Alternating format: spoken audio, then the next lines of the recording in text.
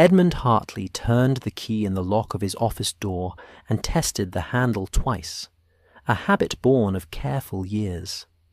The brass was cold beneath his fingertips, damp with the particular wetness that river fog brings. Not quite rain, not quite mist, but something that settles into cloth and skin and the very wood of buildings that stand too close to the Thames. He could hear it beyond the door, that fog moving through the darkness of the Wapping Quay with the slow patience of something alive, muffling the creak of moored barges and the distant call of a night watchman making his rounds. Edmund stood very still in the narrow hallway of the customs house, his hand still on the door handle, and felt that small, persistent unease settle in his chest once more. It was the ledgers again. He had left them closed. He was certain of it. The brown leather covers aligned precisely at the edge of his desk, the way he always left them, with his inkpot to the right, and his blotter square in the centre. But when he'd returned from his supper break not 20 minutes ago, the middle ledger had been open, its pages turned to a manifest from 3 weeks prior, a shipment of Dutch textiles that had passed inspection without incident. His inkpot had been moved, just slightly, perhaps an inch to the left. His chair, which he always pushed fully beneath the desk, had been angled outward, as though someone had risen from it in haste. Small things, easily explained by forgetfulness, or the cleaning woman's careless dusting. But this was the 3rd time in as many weeks, and Edmund Hartley was not a forgetful man. Customs clerks could not afford to be. Their livelihood depended on precision, on noticing the small discrepancies that might indicate fraud or smuggling, on remembering which merchant had declared 6 crates when 7 had been unloaded, on catching the trader who claimed cotton when the smell suggested something more profitable and far less legal. He released the door handle and drew his coat closer around his shoulders. The customs house hallway stretched before him, lit by a single gas lamp that hissed and flickered in its bracket, casting shadows that swayed with each gust of wind from the river. The building was old, built in the previous century when the docks had first begun their great expansion, and it carried the particular character of structures that have stood long beside water. The smell of damp wood and old paper, the faint taste of salt and tar on the air, the groan of timbers settling under their own weight. Edmund walked toward the main door, his footsteps echoing on the worn floorboards. Through the high windows he could see nothing but fog, thick and yellowish in the glow of the dock lamps, moving in slow currents like something with intent. It had rolled in with the turning tide, as it often did in November, transforming the familiar geography of warehouses and cranes and stacked cargo into something strange and unknowable. And there he stopped, listening. There were the footsteps again. They had started a week ago, always on foggy nights, always when he worked late to finish the day's manifests. Footsteps on the quay outside, measured and steady, moving parallel to the customs house. At first, Edmund had thought nothing of it. Dock work continued at all hours, and the night watchman made regular patrols. But then he had noticed the peculiar quality of these particular steps. They stopped precisely when he stopped walking. When he paused to adjust his coat or shift all the papers under his arm, the footsteps outside ceased as well. When he resumed walking, they began again, maintaining their distance, neither approaching nor receding. He had tested it twice now, deliberately stopping mid-stride, and both times the effect had been the same. The footsteps outside halted within a second of his own stopping, as though whoever walked the quay was listening for him as intently as he was listening for them. Edmund pushed open the main door and stepped out onto the quay. The fog enveloped him immediately, cool and clinging, carrying the full scent of the Thames at low tide, mud and weed and the particular smell of river water that has travelled through the great city, gathering its secrets. The gas lamps along the quay were dim globes of light suspended in the greyness, barely illuminating the cobblestones at their base. Beyond them, the river itself was invisible, marked only by the creak and slap of water against hulls, the groan of rope and chain, the occasional deep note of a steam whistle from some vessel making its way upstream in the darkness. The docks at night possessed a quality quite different from their daytime bustle. During the day, Wapping and Limehouse teemed with life, stevedores and sailors, customs inspectors and merchant captains. The whole great machinery of empire's trade grinding through its work with shouts and curses and the screech of cargo cranes. But at night, with the day labourers gone to their homes and taverns, the docks became a place of echoes and absences, of sounds that carried too far in the fog, of shadows that moved in ways that made a man question what he had actually seen. Edmund walked north along the quay toward the omnibus stop, his hand in his pocket, fingers closed around the small notebook where he kept his private observations, the things that didn't belong in official ledgers, but troubled him none the less. He had begun the notebook 2 weeks ago, after Pemberton disappeared. Charles Pemberton had been a customs clerk, like himself, though assigned to the Western warehouse. A methodical man, a decade older than Edmund's 32 years, married with 3 children in Shadwell. Not a drinker, despite what Scotland Yard had concluded. Not the sort of man to stumble drunk off a quay into the Thames on a November night. Yet, that was the official explanation when Pemberton failed to arrive home after his late shift, and his body was never found.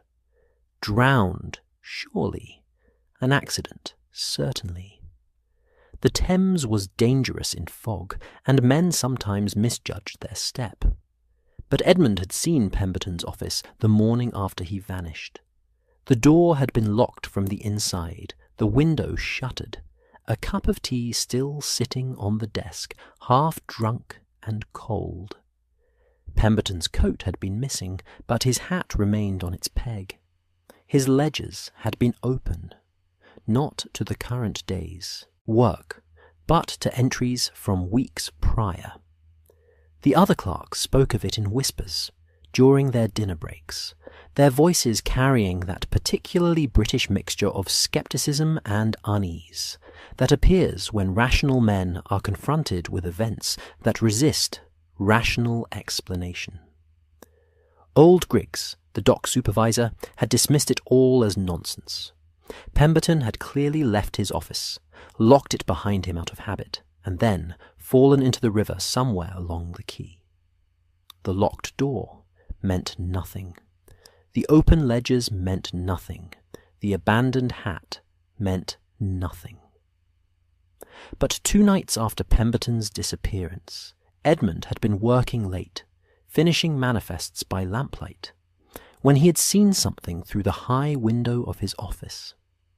He had risen to close the shutters against the fog, and had glimpsed, for just a moment, a figure moving between the warehouses opposite. A pale figure, lit from below by some source Edmund could not identify, seeming to stand not on the quay, but above it, as though suspended in the fog itself, its form wavering like something seen through water. He had stared at it for perhaps 10 seconds before it vanished, not walking away, but simply ceasing to be visible, swallowed by the darkness and mist. His hands had trembled as he fastened the shutters. He had told no one. What could he say? That he had seen a ghost? That the fog wraith the sailors whispered about, the pale figure that walked on water when the tide turned, was real? Edmund had been educated at a grammar school in Clerkenwell. He had read his Darwin and his Huxley. He didn't believe in ghosts. And yet... The omnibus stop materialized out of the fog, its small shelter offering minimal protection from the damp. Edmund was alone. At this hour, past 10 o'clock, few respectable people ventured into this part of London, and those who did were generally hurrying to get out again. He stood beneath the shelter's roof and listened to the sounds of the river, the lap, water, the creak of wood, the distant rhythm of machinery from one of the steam warehouses, the melancholy call of a barge horn somewhere in the fog. Behind him, far down the quay, he heard footsteps. He turned, peering into the greyness, but could see nothing beyond the nearest lamp. The footsteps continued for a moment, then stopped. Edmund remained very still, watching. After a long pause, he deliberately took 3 steps to the left. The footsteps resumed, moving parallel to his movement, then ceased again when he stopped.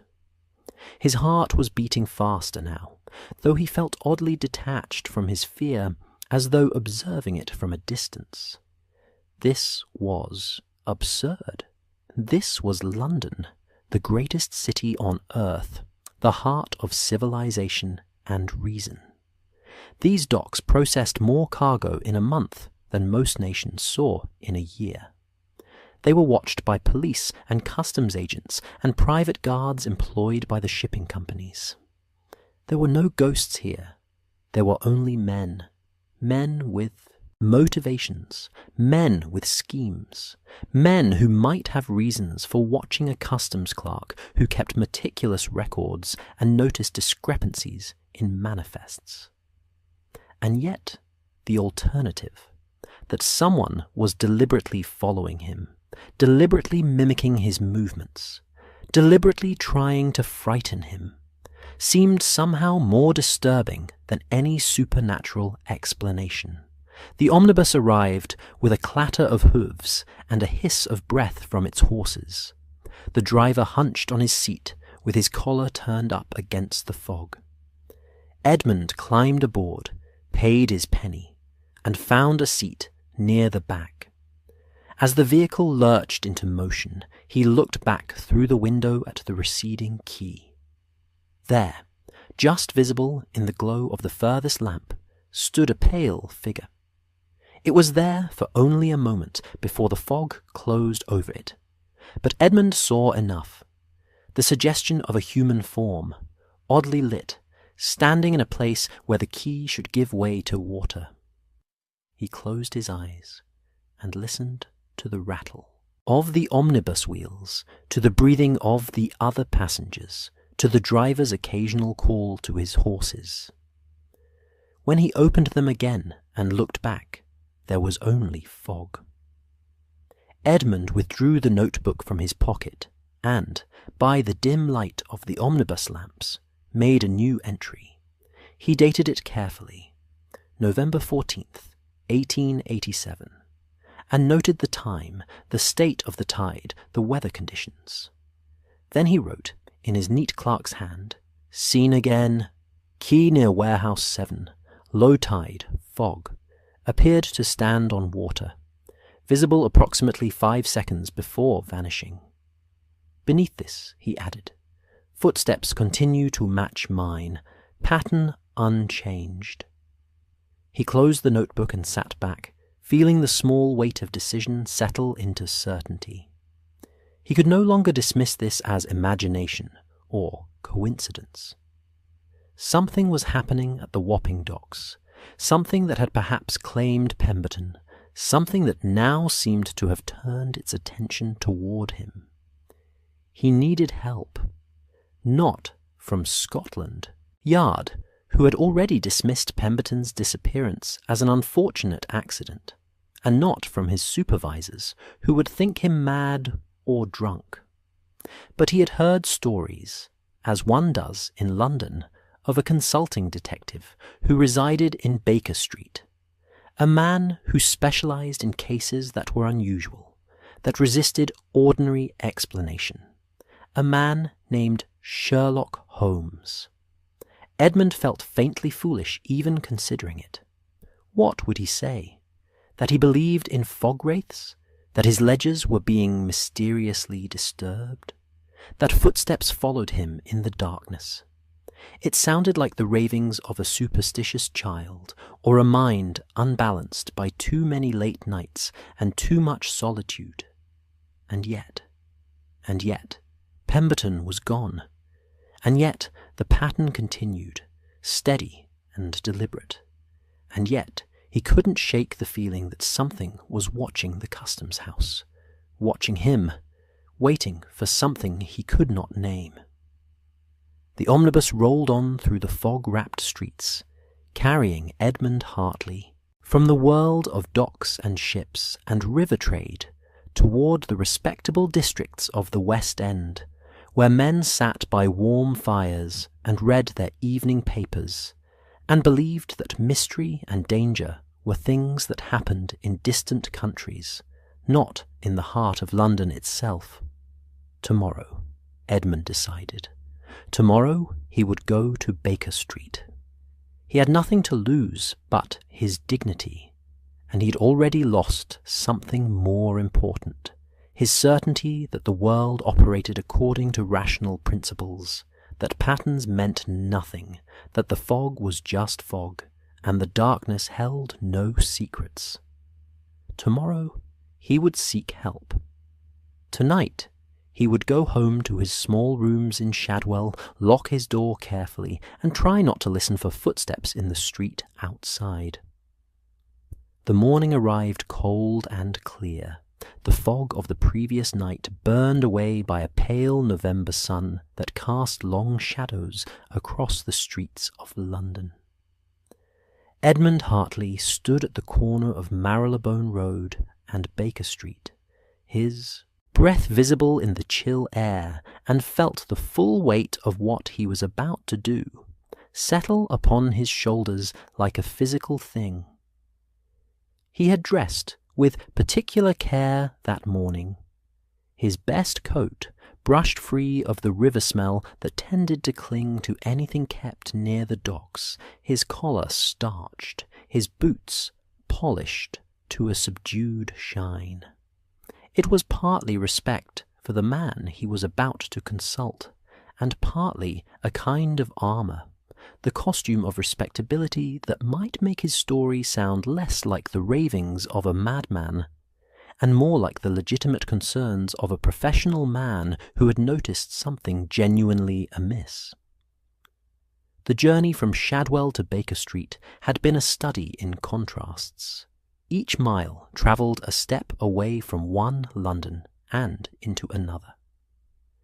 The omnibus had carried him from the smoke-stained brick and narrow alleys of the Docklands, where the air tasted of coal and river, and the sweat of hard labour, through the commercial districts of the city, with their great warehouses and counting houses, and finally into the residential streets of Marylebone, where the buildings stood taller and cleaner, their windows bright with morning light, their doorsteps scrubbed, their brass fittings gleaming.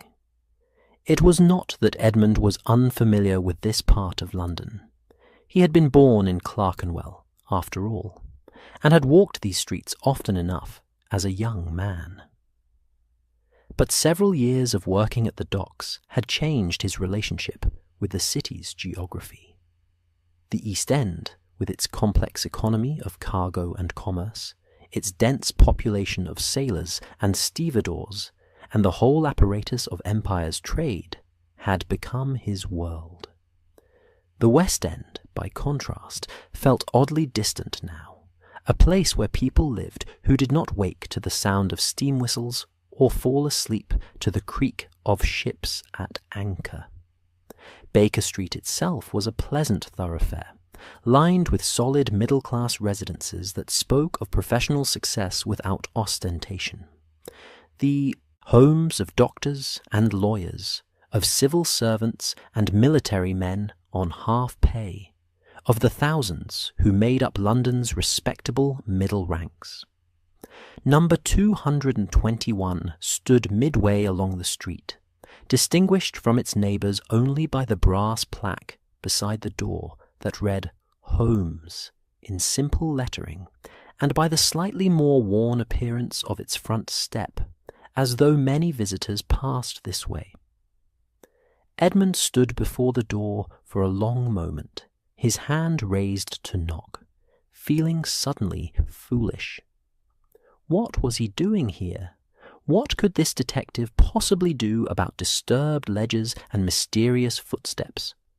Perhaps he should simply return to his work, keep his head down, avoid working late shifts for a while. Perhaps the whole thing would resolve itself, revealed as nothing more than coincidence and an overactive imagination. But then he thought of Pemberton, methodical, careful Pemberton, vanished without trace. He thought of the pale figure standing where no one should be able to stand. He thought of the footsteps that matched his own with such deliberate precision. He knocked. The door opened almost immediately, revealing a motherly woman in her middle years, her grey hair neatly pinned, her apron spotless, her expression conveying a mixture of professional welcome and gentle curiosity. "Good morning, sir," she said, her voice carrying the comfortable accent of someone London-born and London-raised. "Have you an appointment with Mr. Holmes?" "No, ma'am," Edmund said, and was grateful that his voice emerged steady. "I'm afraid I don't. I was hoping. That is, I have a matter I was hoping to consult him about. My name is Edmund Hartley. I'm a customs clerk at the Wapping Docks." The woman's expression warmed slightly, as though something in his honest nervousness appealed to her. "I'm Mrs. Hudson, Mr. Hartley. Mr. Holmes is at home, and I believe he's between cases at the moment, which means he'll likely be glad of a visitor. He gets rather restless when he hasn't a puzzle to occupy him. Do come in, out of the cold." She stepped aside, and Edmund entered the hallway, at once struck by the warmth and quiet of the interior. After the noise and chill of the street, the house seemed almost luxuriously peaceful. The hallway was papered in a dark green pattern, the floor covered with a worn but clean runner, the air carrying the faint scent of pipe tobacco and something else, coffee perhaps, and the particular smell of old books. "I'll let Mr. Holmes know you're here," Mrs. Hudson said, gesturing toward a small bench. "Won't be but a moment." She climbed the stairs with the easy competence of someone who had done so thousands of times, leaving Edmund to wait in the hallway. He could hear sounds from above, a voice, two voices, though he could not make out words. Then footsteps, and Mrs. Hudson reappearing at the top of the stairs. "Mr. Holmes will see you, Mr. Hartley. First floor, door on your right." Edmund climbed the stairs, his heart beating faster now, though whether from exertion or nervousness he could not say. At the top he found the door already open, and stepped into a room that seemed to contain, in concentrated form, all the comfortable disorder of a mind perpetually engaged in work. The sitting-room at 221B Baker Street was not large, but it gave an impression of spaciousness through the height of its ceiling, and the generous windows that looked out onto the street. Every surface, however, was covered with the apparatus of investigation. Books stacked in precarious towers, papers scattered across a dining table that clearly served more for work than meals, chemical apparatus on a side table near the window, a violin resting on a chair, newspapers folded to particular articles, a Persian slipper pinned to the mantelpiece with what appeared to be a knife, and everywhere the evidence of a mind that valued utility over tidiness. 2 men occupied the room, the first standing near the window with his hands. In his pockets was tall and lean, with a sharp, angular face and eyes that seemed to take in everything at once. Edmund's clothes, his posture, his calloused hands, his nervousness, in a single sweeping glance. This, Edmund knew without introduction, was Sherlock Holmes. The second man, rising from an armchair by the fire with a welcoming smile, was shorter and more solidly built, with a military bearing softened by genuine warmth. "Mr. Hartley," he said, extending his hand, "I'm Dr. Watson. Please, do come in and sit down. You must be chilled from your journey. Mrs. Hudson will bring tea presently." The simple kindness of this greeting, the assumption that Edmund belonged here and was welcome, did more to ease his nervousness than any formal reassurance could have done. He shook Watson's hand, feeling the firm grip of someone who had worked with his hands, not the soft clasp of a drawing-room physician, but the practical strength of a man who had served in difficult places. "Mr. Hartley," Holmes said, and his voice was different from Watson's, lighter, faster, with a quality of focused intensity. "You work at the Wapping Customs House. You've been employed there for approximately 5 years. You were educated at a grammar school, likely in Clerkenwell or thereabouts, and you read, or used to read, the better class of periodicals. You live alone in Shadwell, within walking distance of your workplace. You are right-handed, methodical in your habits, and you have come here because something at your place of employment has disturbed you sufficiently to overcome your natural reluctance to seek help from a stranger. Please, sit down and tell me what has happened." Edmund stared at him, his mouth slightly open. "How did you—" "Your hands," Holmes said, moving from the window to take a seat across from Edmund.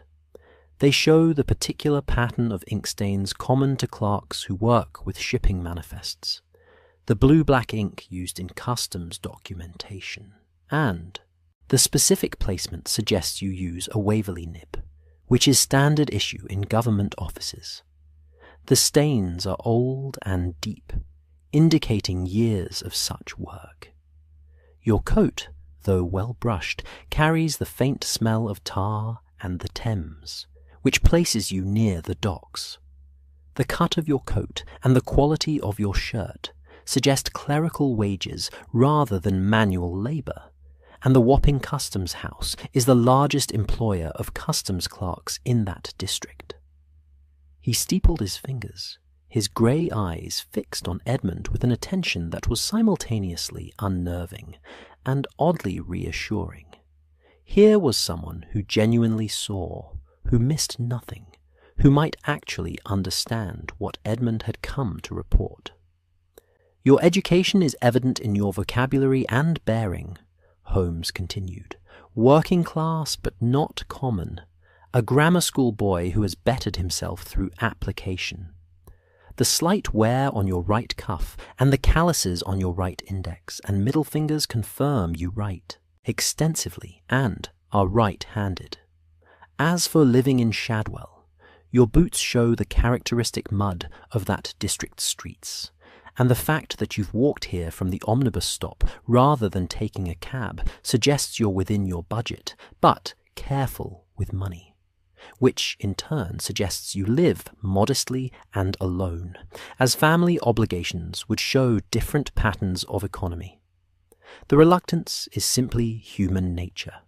Most people prefer to solve their own problems rather than admit they need help. But you're here, which means something has overcome that reluctance. Now, what is it? Edmund realized he had been holding his breath. He released it slowly and accepted the chair Watson had indicated, near enough to the fire that he could feel its warmth beginning to thaw his cold hands.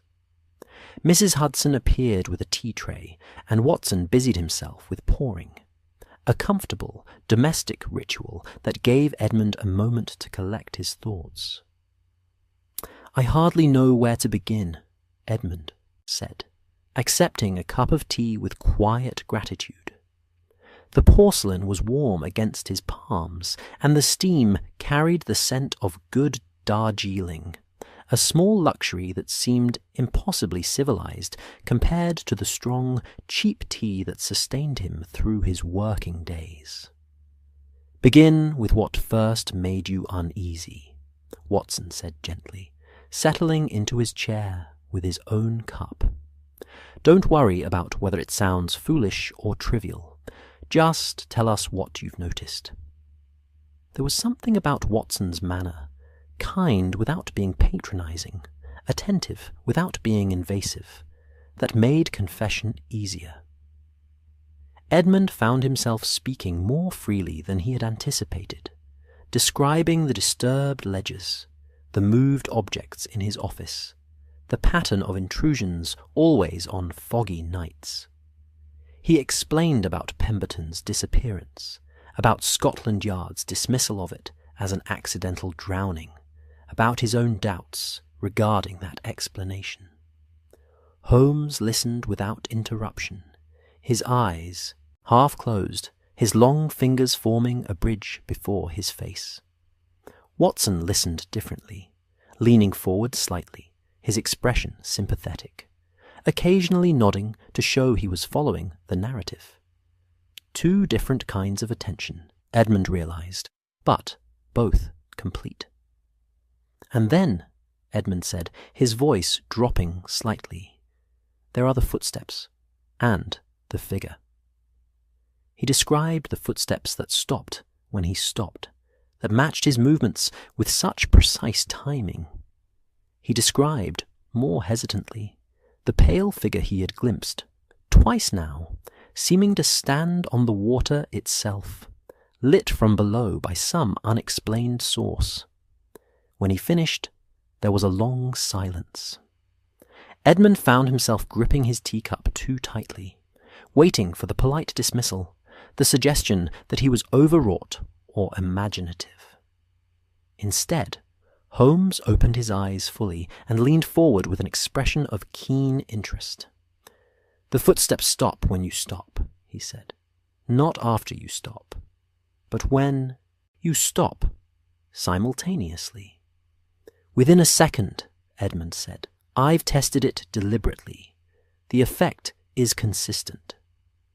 "Excellent," Holmes said, and there was satisfaction in his voice. "That eliminates coincidence. Someone is listening for your movements and adjusting their own accordingly.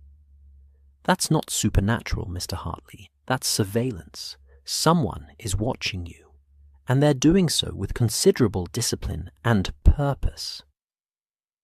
Edmund felt something loosen in his chest, a tension he hadn't fully realized he'd been carrying. "Then I'm not imagining it."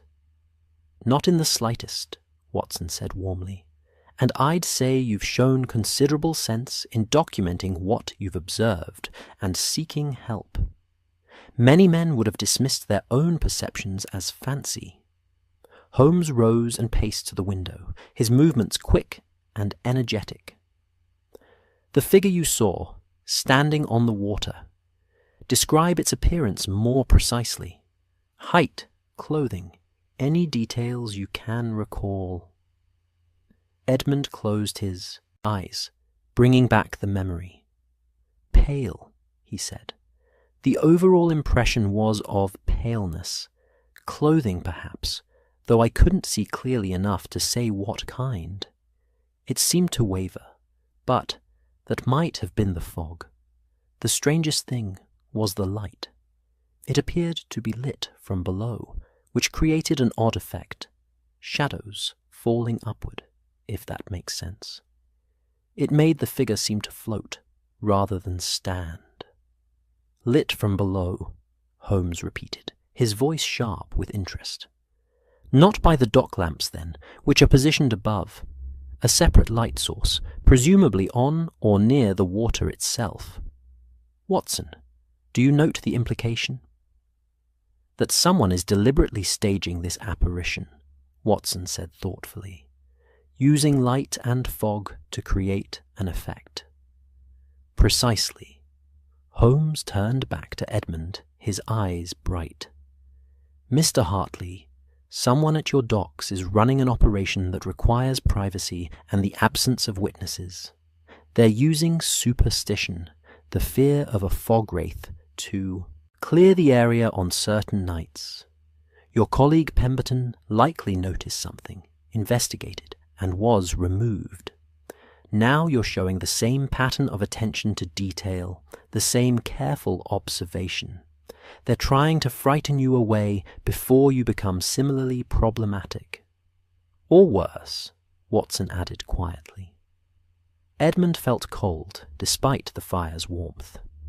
You think I'm in danger?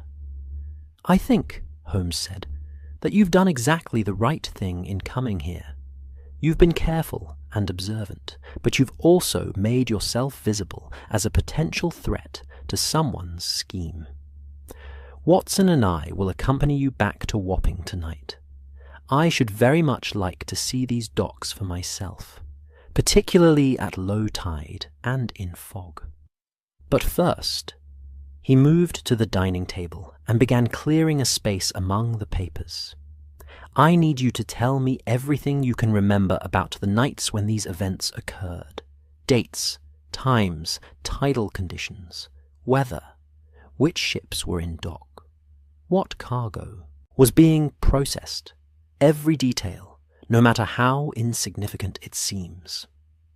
Edmund set down his teacup and leaned forward. For the first time in weeks, he felt something other than isolated unease. He felt, instead, the beginning of hope. Dr. Watson, he said, turning to the other man, Mr. Holmes said you would accompany him tonight. Watson smiled, a quiet expression that carried both reassurance and determination. I wouldn't miss it, Mr. Hartley. My friend has a gift for seeing what others miss, but he occasionally needs someone to watch his back while he's doing so. That's where I come in. And besides, Holmes added, already sketching what appeared to be a map of the docks on a large sheet of paper. Watson has a calming effect on witnesses and a remarkably steady hand. Both may prove useful. Now then, Mr. Hartley, this office where Pemberton disappeared. Describe its layout and tell me precisely where everything was positioned when you saw it the following morning. Edmund began to speak, and Holmes began to draw, and Watson poured more tea. Outside the windows, Baker Street continued its morning business, cabs and carts and pedestrians pursuing their ordinary concerns, while in the sitting room at 221B, 3 men bent over a map of London's docks and planned an investigation into mysteries that walked on water and vanished into fog. For the first time since Pemberton's disappearance, Edmund Hartley felt he was no longer alone with his observations. Whatever haunted the Wapping Quay, whatever scheme required both secrecy and the appearance of supernatural intervention, it would soon face something more formidable than a frightened customs clerk. It would face Sherlock Holmes. The journey back to Wapping began in late afternoon, when the November sun was already sinking toward the rooftops of West London, casting the city in shades of amber and shadow. Holmes had spent the intervening hours in intense study, sending telegrams to the Port of London Authority, consulting tide tables and shipping schedules, and questioning Edmund with the methodical thoroughness of a man assembling a puzzle from scattered pieces.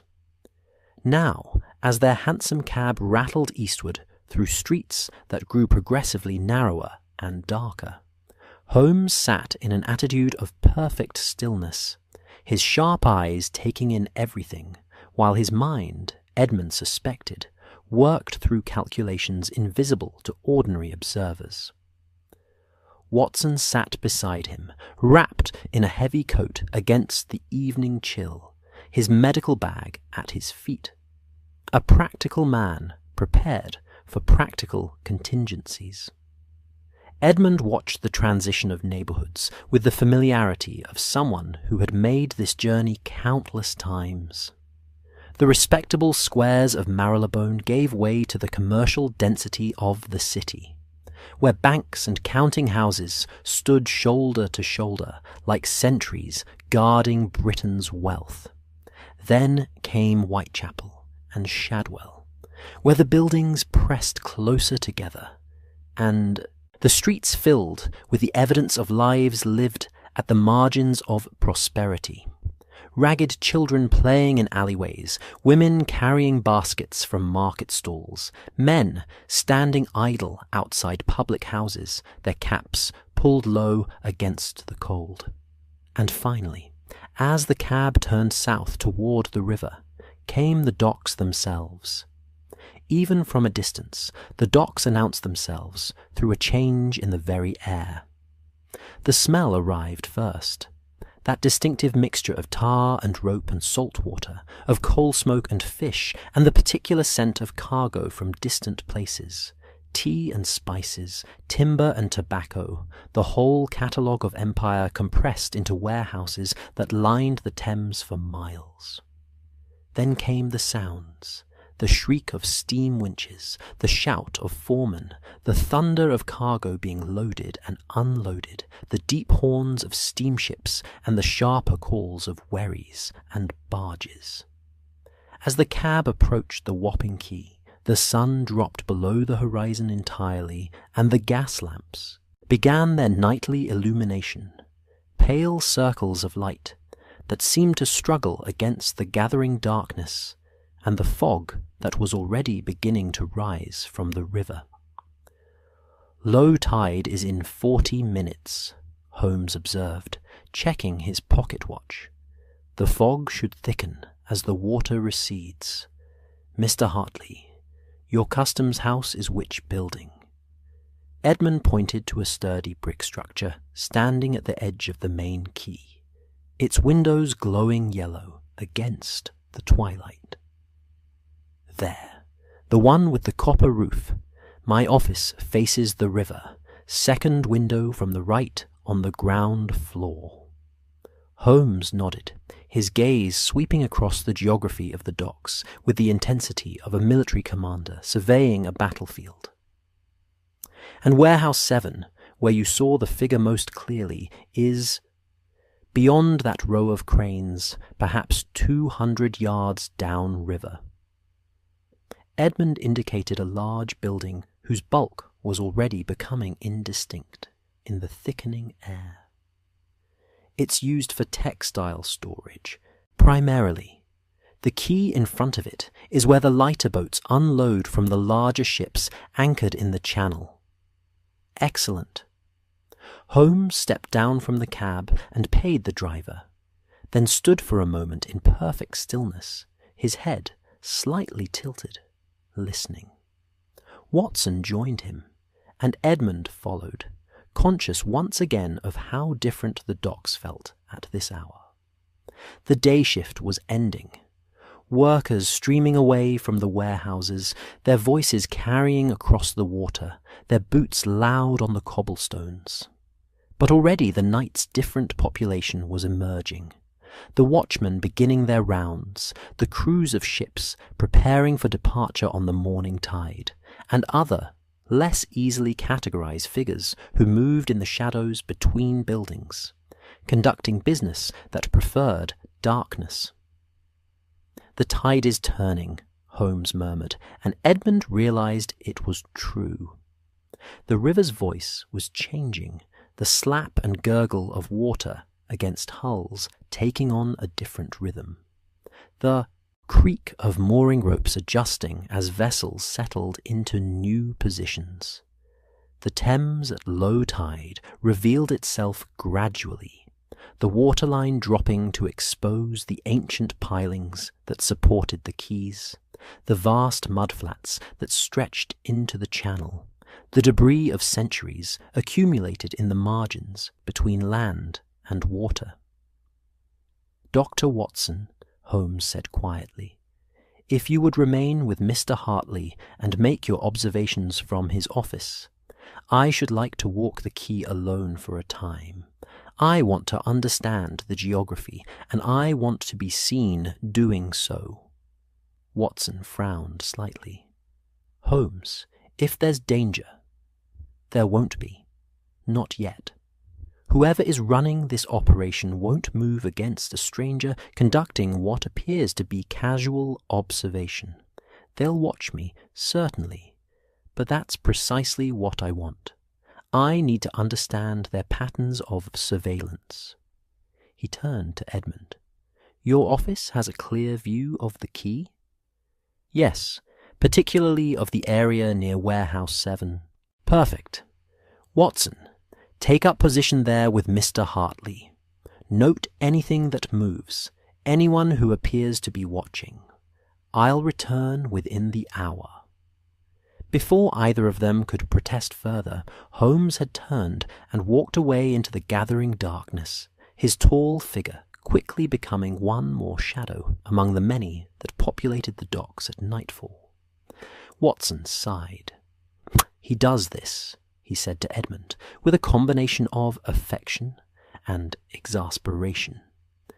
"Treats investigations like scientific experiments, with himself as both observer and occasionally as bait. Come, let's follow his instructions. I suspect he knows what he's doing, even if he doesn't always explain it."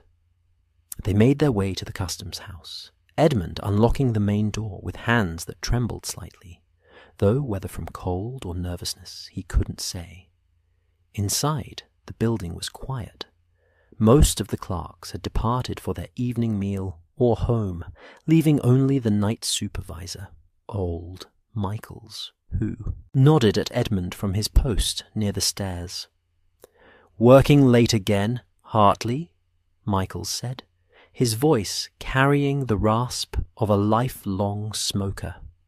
"You'll ruin your eyes with all these evening hours." "Just showing a friend something," Edmund replied, gesturing to Watson. "We won't be long." They climbed to Edmund's small office, and he lit the lamp on his desk, keeping the flame low. The room was exactly as he'd left it that morning. Ledgers closed and aligned, inkpot in its proper place, chair pushed beneath the desk. Seeing it this way, in Watson's calming presence, it was almost possible to believe the disturbances had been imaginary. Watson moved to the window and looked out at the quay. The fog was thicker now, rolling in from the river in slow waves, transforming the dock lamps into dim stars suspended in greyness. Somewhere in that fog, Holmes was walking, observing, cataloguing. "Tell me about the men who work here," Watson said, his eyes still on the window. "The dock supervisor you mentioned? Griggs, was it?" "Yes, Samuel Griggs. He's been supervisor for about 3 years. Came up from the ranks. Was a stevedore himself before being promoted.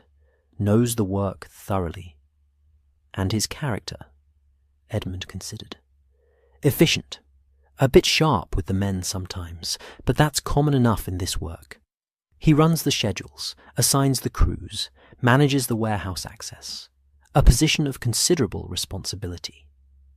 And considerable opportunity," Watson observed quietly.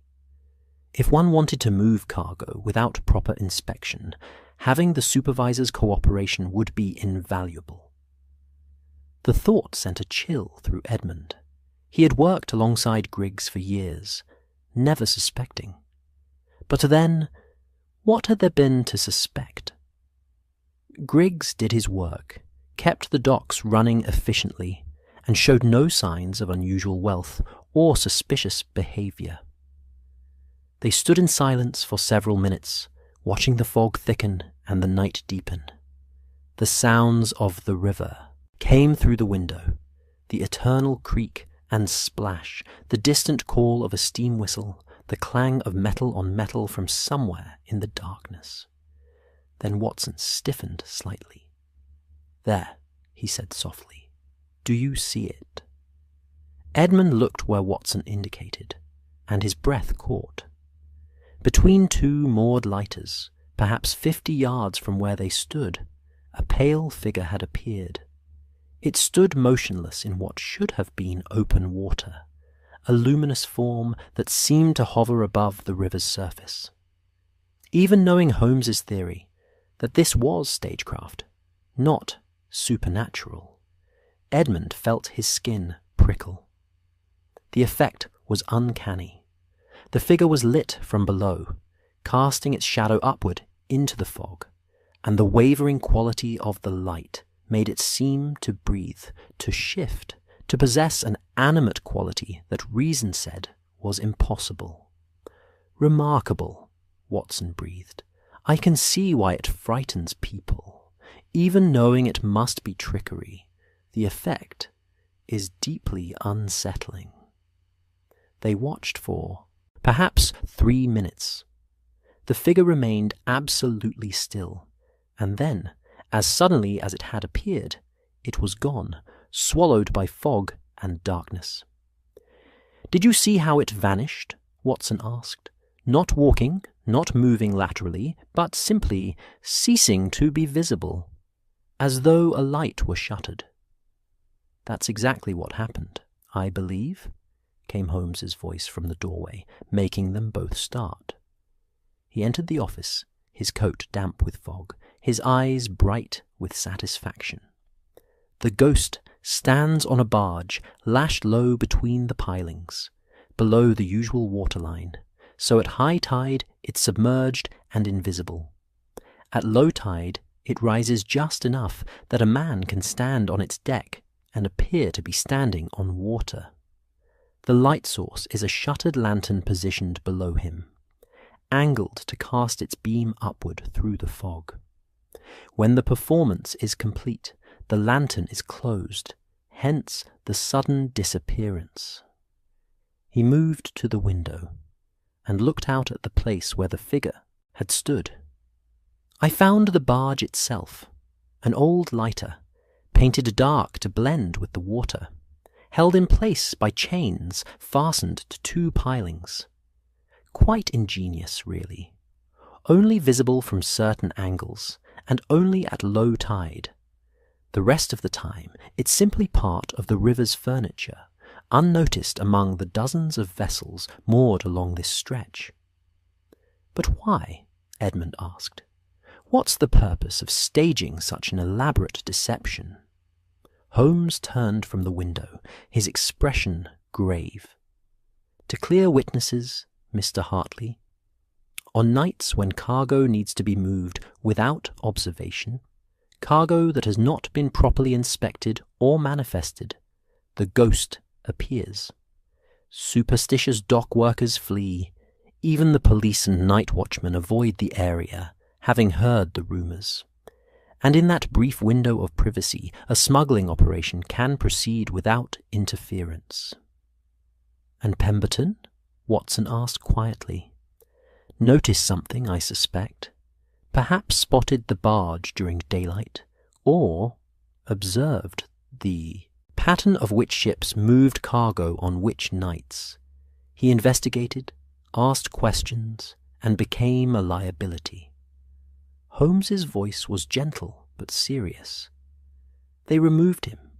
Not killed necessarily, though we cannot yet rule that out. more likely drugged and transported elsewhere, to emerge confused and discredited if he speaks of what he saw. Edmund felt his legs weaken, and he sat heavily in his desk chair. And they've been watching me because I'm showing the same curiosity. Precisely. Your meticulous nature, the very quality that makes you an excellent customs clerk, has marked you as dangerous to their operation. Holmes crossed the room and placed a hand on Edmund's shoulder, a rare gesture of physical reassurance. But you're not alone now, Mr. Hartley, and we're going to do something they won't expect. What's that? Edmund asked. Holmes smiled, and there was something predatory in the expression, the look of a hunter who has found his quarry's trail.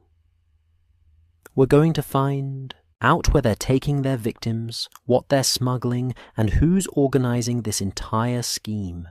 And then we're going to shut it down in a manner so complete that the Thames fog will never shelter criminals again. Outside the window, the fog continued its slow roll across the docks, thick and concealing.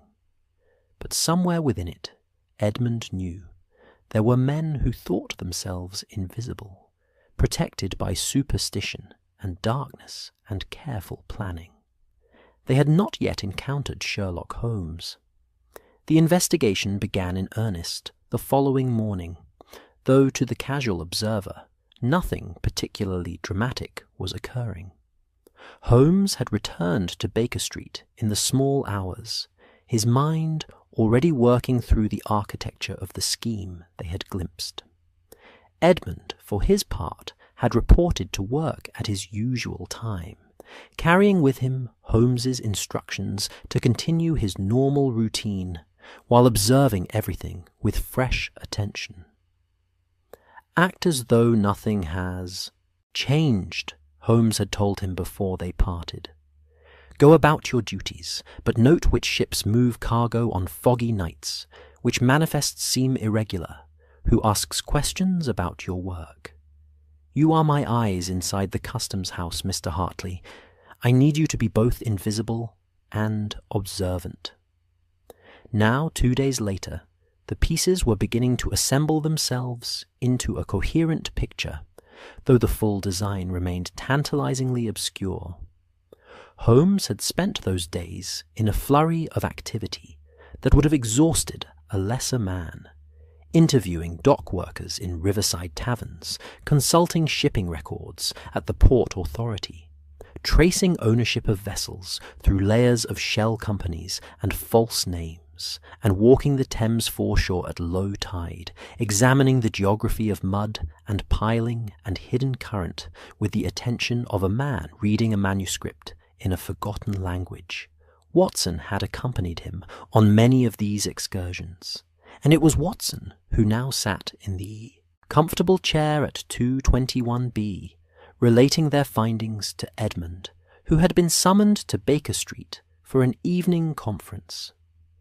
Mrs. Hudson had provided tea and a late supper, cold meat and bread, cheese and pickles, which sat on the table between them, largely untouched, as the three men bent over Holmes's growing collection of maps and notes. The pattern, Holmes said, standing by the window with his pipe in hand, smoke curling toward the ceiling, is more elegant than I initially suspected. Our criminals aren't merely opportunistic smugglers, but rather methodical operators running a system that has likely been functioning for months, perhaps longer. He moved to the table and tapped a finger on a shipping schedule covered in his spidery handwriting. The Ghost appears on average once every 9 days, specifically on nights when the tide reaches its lowest point, between the hours of 10 and midnight, and when fog is forecast. These conditions are predictable, which allows for advance planning. But they can't control the fog, Edmund observed. Surely that introduces uncertainty into their schedule. Indeed, But they work around it. When fog fails to materialize on an optimal tide night, they simply wait for the next suitable combination of conditions. The Thames provides fog reliably enough in autumn and winter that they're never waiting more than a week or two. Watson leaned forward, pointing to a list of ship names. And we've identified the vessel central to their operation, the Cormorant, a steam tug owned by something called the Thames River Transport Company, which appears to exist primarily on paper. The company's registered office is an accommodation address in Cheapside, and the actual ownership traces back through 3 different entities before disappearing entirely into legal obscurity. The Cormorant is unremarkable in itself, Holmes continued, which is precisely the point. She's a small tug, the sort that moves lighters and barges between the deep-water moorings and the warehouse docks dozens of times daily. No one pays particular attention to her movements. But here, he pulled out another document, this one marked with red ink, is what makes her interesting. On every night when the ghost has been observed, the Cormorant has moved cargo that, all according to official manifests, should not have required moving at all. Edmund studied the document, his customs clerk's eye immediately catching the irregularities. These barges are listed as empty, he said slowly, awaiting cargo, scheduled for loading the following day. There's no reason to move them at night. Precisely. Yet the Cormorant does move them, always during the 2-hour window when the ghost has cleared the quay of witnesses. The barges are repositioned, ostensibly for operational efficiency, and in the process they pass through a section of the river that is not well lit and not regularly patrolled, where they're loaded with smuggled goods, Watson concluded. Or, Holmes said, raising a finger, where goods are transferred from one vessel to another, bypassing the customs inspection entirely.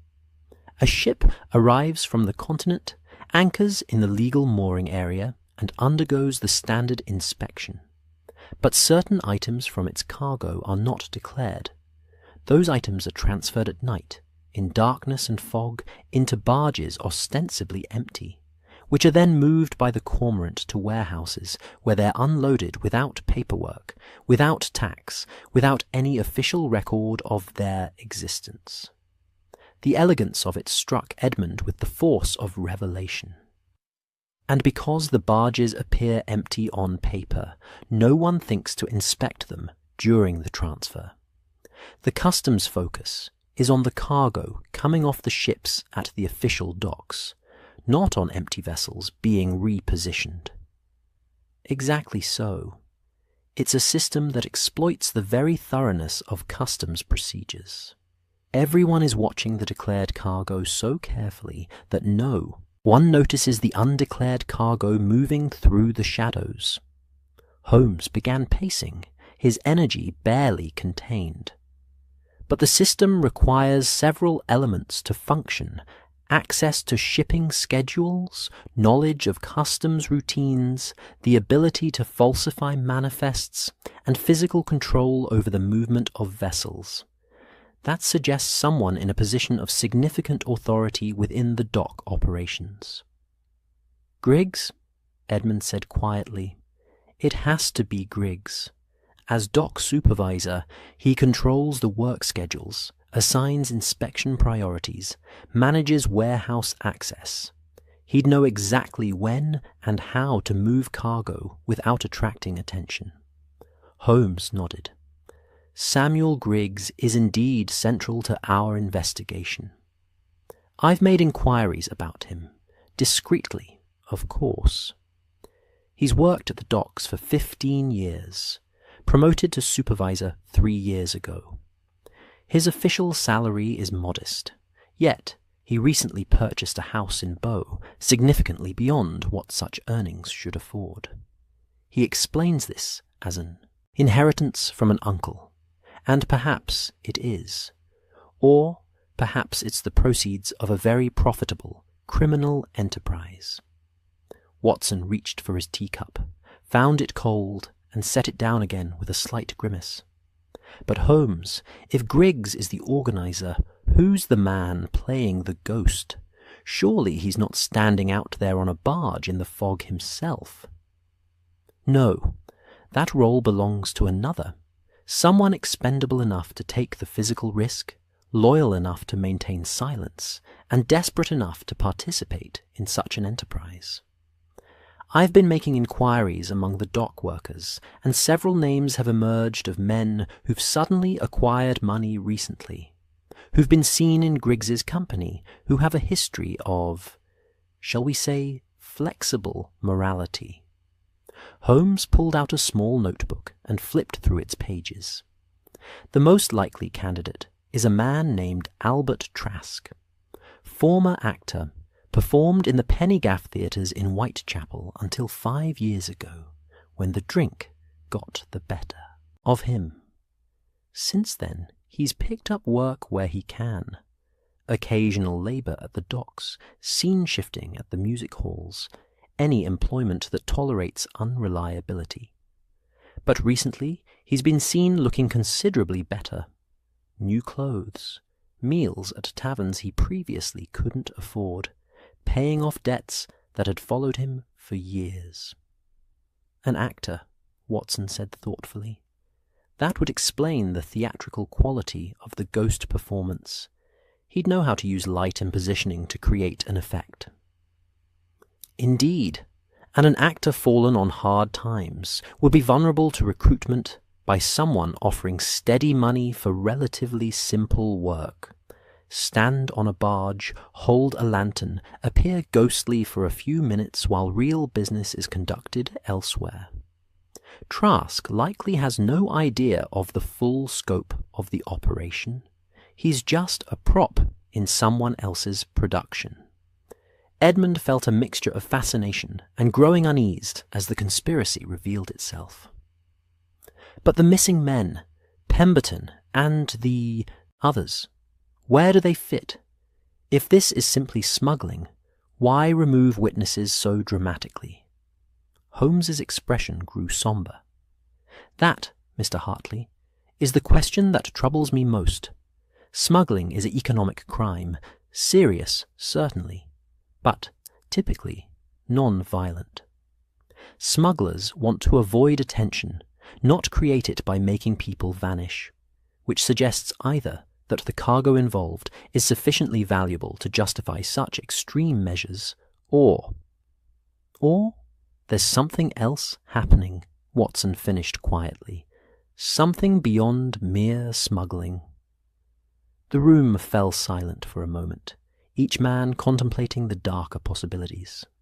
Outside the windows, Baker Street pursued its evening routines, cabs rattling past, pedestrians hurrying home to their suppers, the lamplighter making his rounds.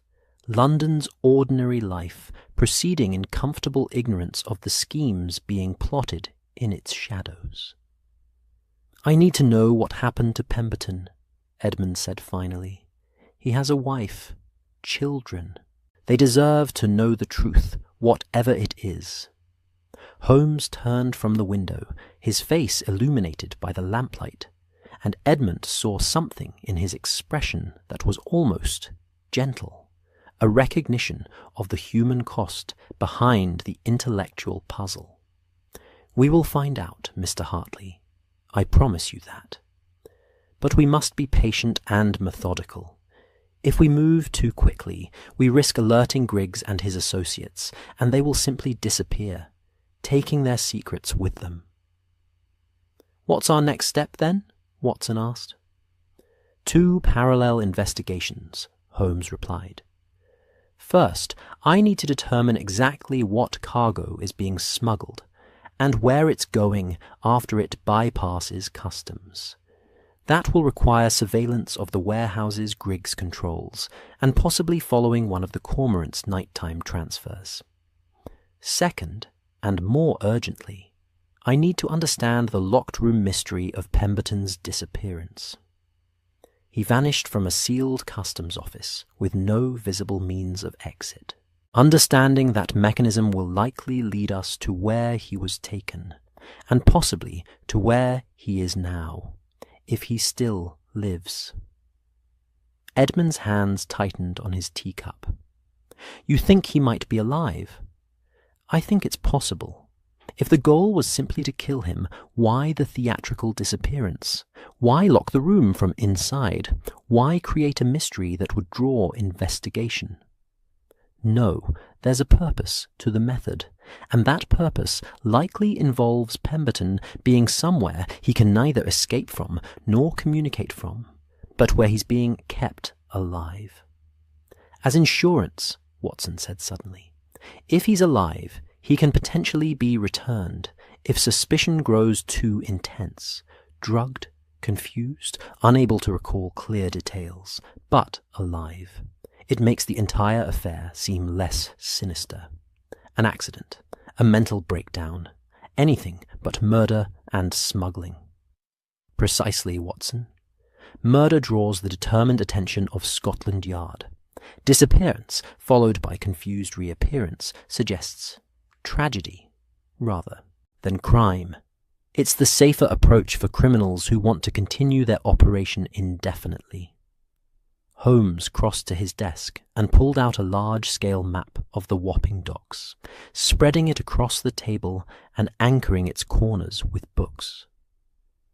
Now, Mr. Hartley, I need you to show me exactly where Pemberton's office was located, and I need you to describe the building's architecture. Floors, walls, foundations, anything built before the current structure, any renovations or modifications you're aware of. If there's a hidden exit from that room, it exists within the physical structure of the building, and buildings keep their secrets in predictable places. Edmund leaned over the map, and for the next hour they worked through the details.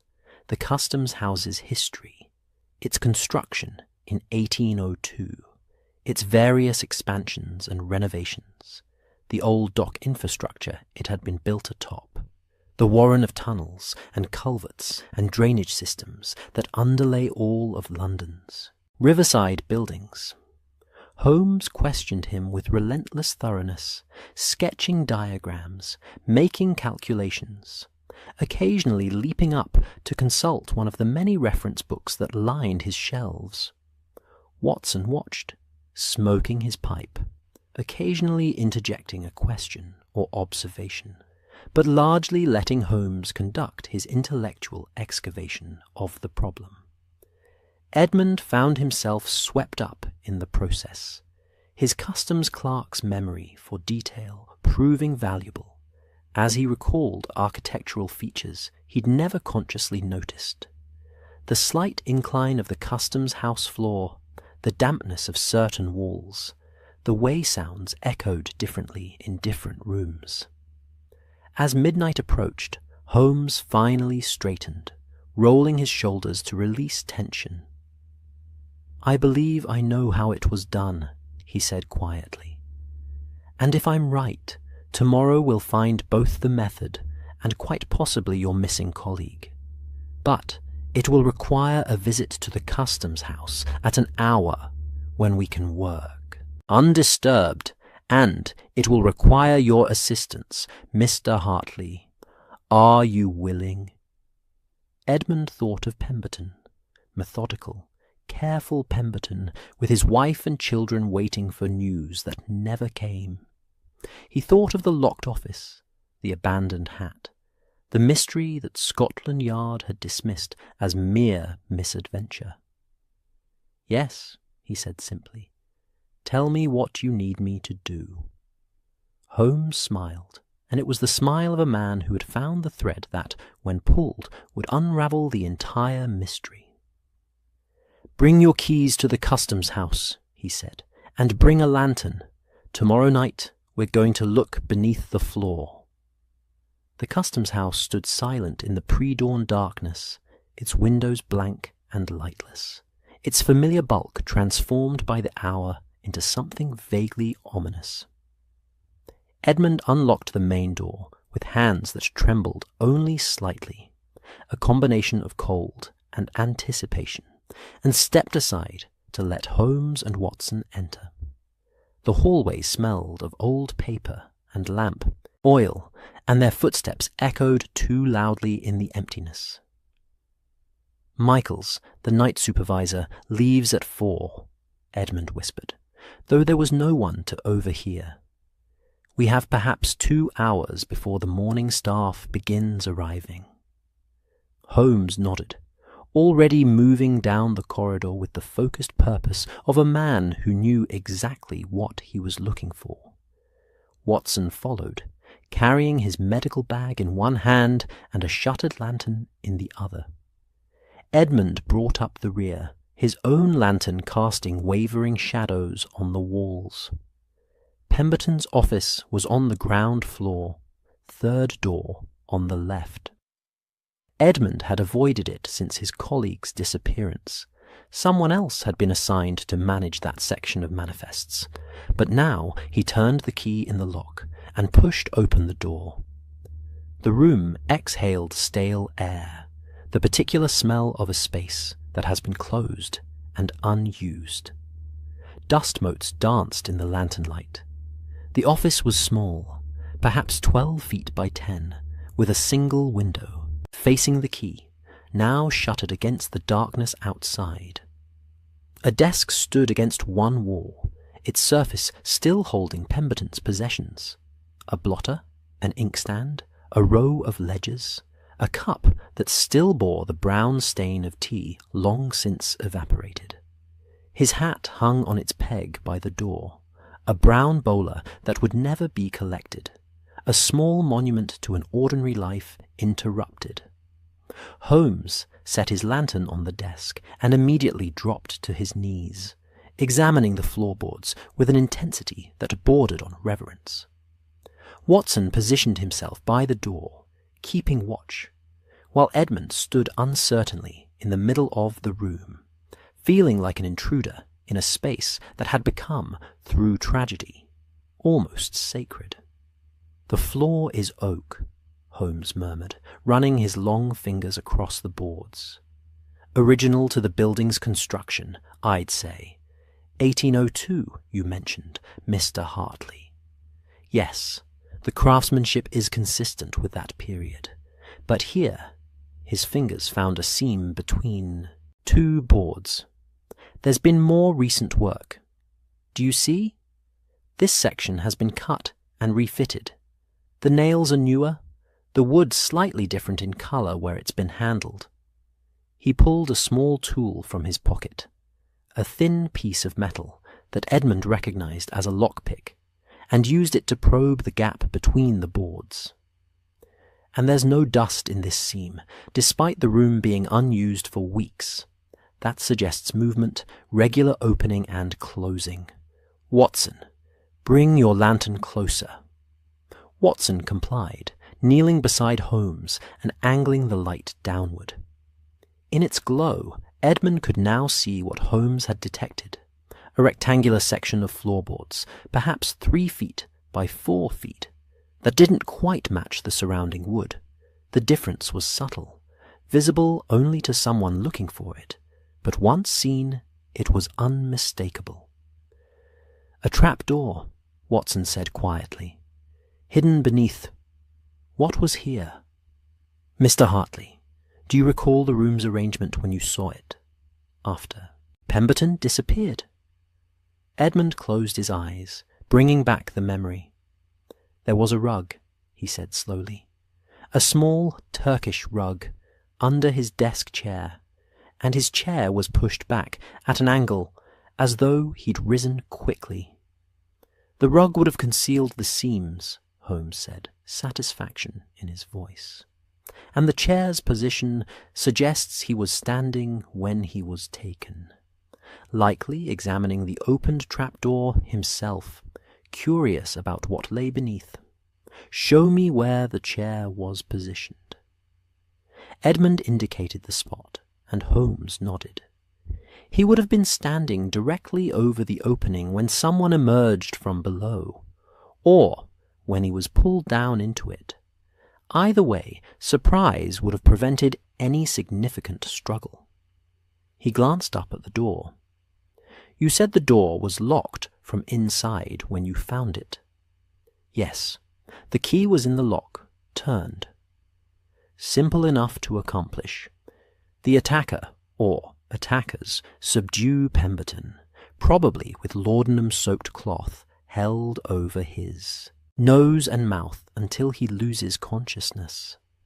They lower him through the trapdoor, descend after him, then reach up and lock the door from below before pulling it shut. The room appears sealed. Pemberton has vanished, and the only witness is unconscious and being carried through whatever passage lies beneath our feet. Holmes produced a wider tool, a small pry bar, and worked it into the seam between boards. "Mr. Hartley, Watson, step back, please. I'm not certain how well this has been maintained, and I've no wish to send anyone tumbling into darkness." He applied pressure, and the section of floor lifted with a groan of protesting wood. A musty exhalation of air emerged from the opening, cold, damp, carrying the unmistakable smell of the Thames at low tide. Holmes lifted the trapdoor fully, revealing a square of darkness, and, just visible in the lantern light, the top rungs of a wooden ladder descending into blackness. Watson brought his lantern to the edge and held it over the opening. The light penetrated perhaps 10 feet down, revealing rough brick walls slick with moisture, and, at the bottom, what appeared to be a tunnel running perpendicular to the customs house. "A culvert," Holmes said, his voice echoing slightly in the confined space. "Part of the old drainage system built when these docks were first constructed. The Thames is tidal, and without proper drainage, the entire area would flood with every high tide. They built an extensive network of brick tunnels to channel the water away. Most of them were sealed decades ago when more modern systems were installed, but some remain, forgotten and unmapped." He swung himself onto the ladder with the agility of a man half his age. "I'm going down. Watson, keep watch from above. Mr. Hartley, I'll call if I need you to follow." "Holmes, be careful," Watson said, his voice carrying the tension of a man who had seen his friend take too many risks. "We don't know what's down there, or if the structure is sound. It's held for 80 years, Watson. I trust it will endure another quarter hour." And with that, Holmes descended into the darkness, his lantern light growing fainter with each rung. Edmund and Watson knelt by the opening, watching the glow move beneath them. They could hear Holmes's footsteps, the splash of water, his voice echoing oddly as he spoke observations to himself. Minutes passed with excruciating slowness. Then Holmes's voice called up, clearer now.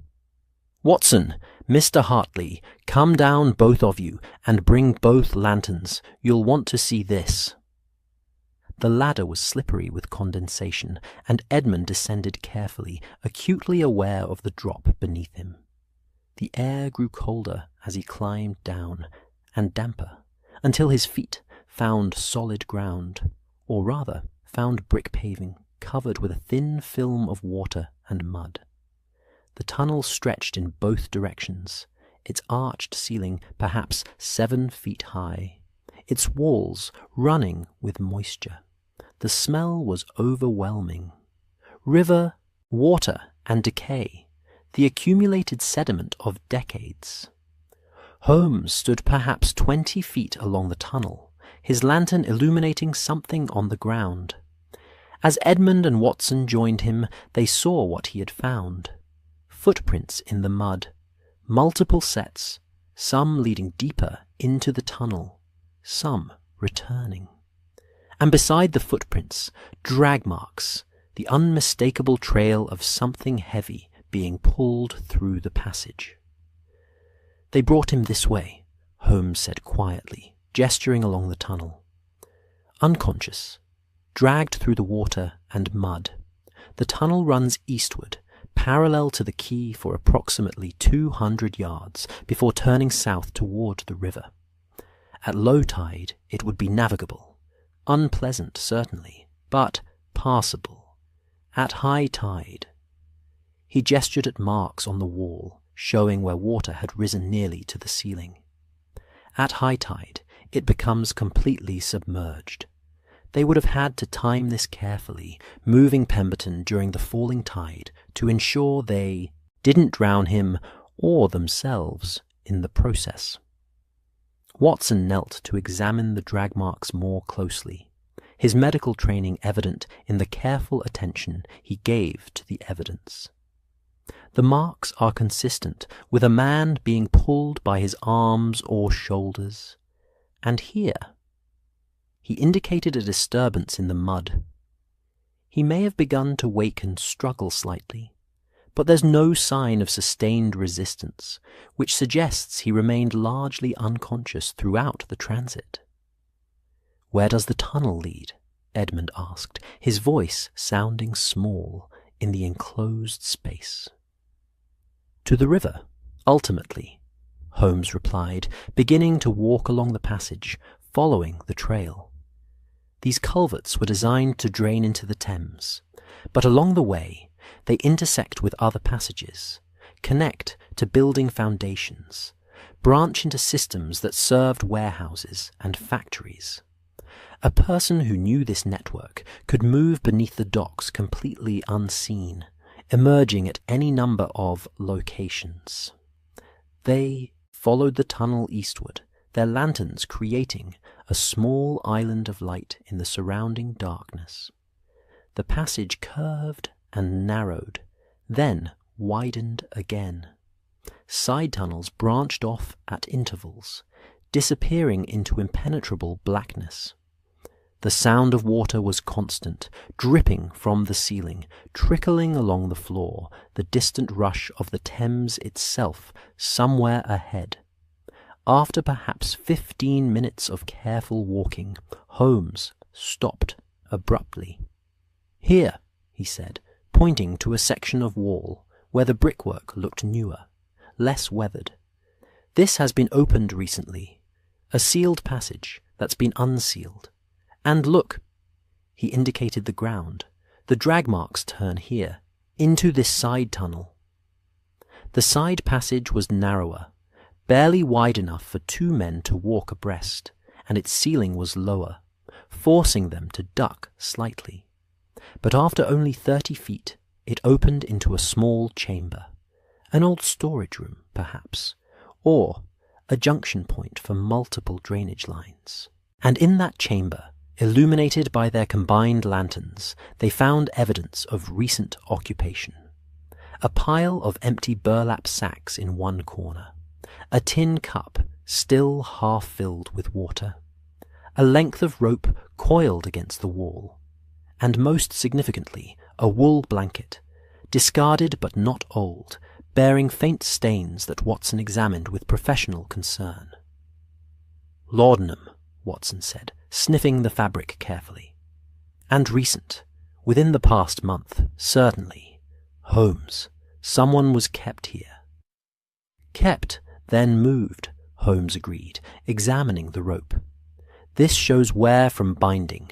Wrists, I'd say, from the diameter and the pattern of fraying. Pemberton was brought here, kept unconscious or semi-conscious with laudanum, held for a period, hours, days, and then transported elsewhere." "But where?" Edmund asked, feeling both relief that evidence of Pemberton's existence had been found and horror at what that existence had entailed. Where would they take him from here? Holmes turned, slowly, his lantern raised, examining the chamber's walls. "There," he said finally, pointing to another passage, this one even narrower, barely more than a crawl space. That passage runs south towards the river's edge. At low tide, it would open onto the mudflats, or possibly directly into a vessel moored against the quay. A barge, perhaps, or a small boat. From there, Pemberton could be moved anywhere along the Thames, taken to any of 1,000 hiding places between here and the sea. The three men stood in silence for a moment, contemplating the horror of it. A man drugged and dragged through darkness, held prisoner in a brick chamber beneath the very docks where he had worked, then transported like cargo to an unknown fate. The Thames, which brought wealth and commerce to London, also concealed this.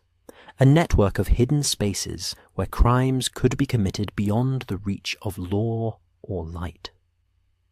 "We need to search downstream," Watson said finally. If they moved him by water, there must be a place they took him. A warehouse, a ship, somewhere they could hold him without risk of discovery. "Agreed," Holmes said. "But for now, we've learned what we came to learn. We know the method of Pemberton's disappearance, and we know he was alive when he was taken.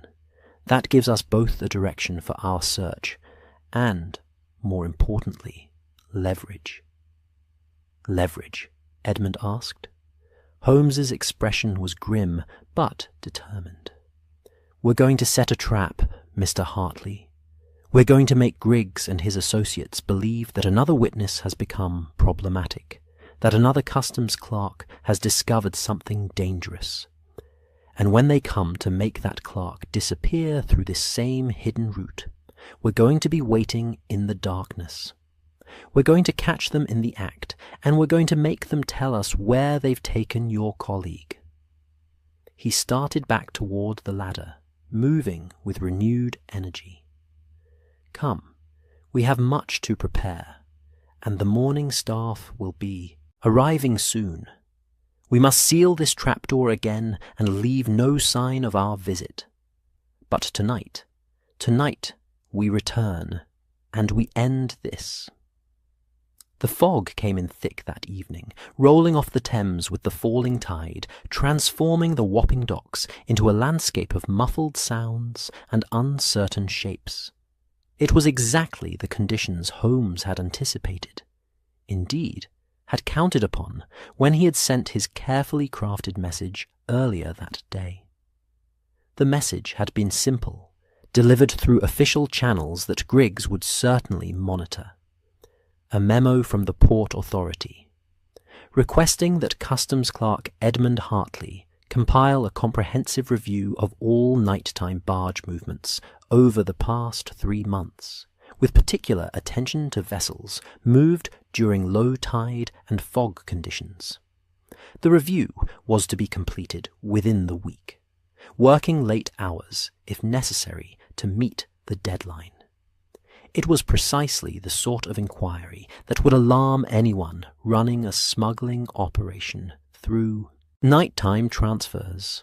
And more importantly, it painted Edmund as a threat, a diligent clerk asking dangerous questions, noticing patterns, compiling evidence.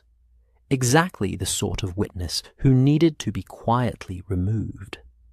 Now, as darkness settled over the docks and the fog thickened to an almost tangible presence, Edmund sat at his desk in the customs house, a lamp burning at his elbow, ledgers spread before him in a convincing display of industry. He was alone in the building, or appeared to be. In reality, Holmes and Watson waited in the darkness of an adjoining office, the door between them left slightly ajar, and Inspector Lestrade with 3 constables occupied the basement storage room, positioned near the tunnel entrance they had discovered 2 days prior. The trap was set. Now they had only to wait. Edmund tried to focus on the actual work before him. There was no point in merely pretending to work when real tasks needed completion, but found his attention constantly drawn to the sounds outside, the creak of ships at anchor, the splash of water against hulls, the footsteps of the night watchman making his rounds. And beneath it all, the peculiar silence that fog brings, that sense of the world being wrapped in cotton wool, sounds dying at their source rather than travelling.